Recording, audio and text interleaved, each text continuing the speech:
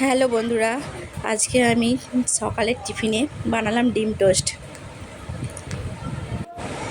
দেখুন বন্ধুরা, আমি এখানে একটা ডিম, একটা পাউরুটি, একটা পেঁয়াজ, একটা লঙ্কা নিয়ে নিয়েছি। পেঁয়াজটাকে কুচি কুচি করে কেটে নিয়েছি, লঙ্কাটাকে কেটে নিয়েছি, ডিমটাকে ভেঙে একটু নুন দিয়ে ভালো করে মিক্সড করে নিয়েছি। এরপর কড়াতে আমি তেল দিয়ে একটু গরম করতে দিয়েছিলাম। তারপর ডিমটা আমি এখানে দিয়ে দিচ্ছি।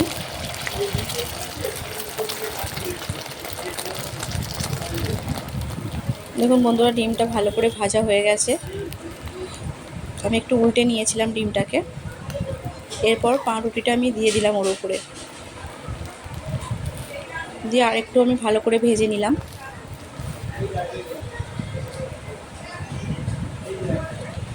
ভেজে নিয়ে এবার আমি এটাকে কেটে নিলাম। ওপর পিঠটাও একটু ভালো করে ভেজে নিয়েছি বন্ধুরা আমি এখানে।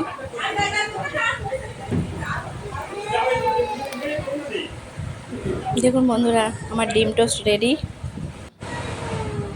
দেখুন, আমি সসের সঙ্গে পরিবেশন করে দেখাচ্ছি আপনাদেরকে।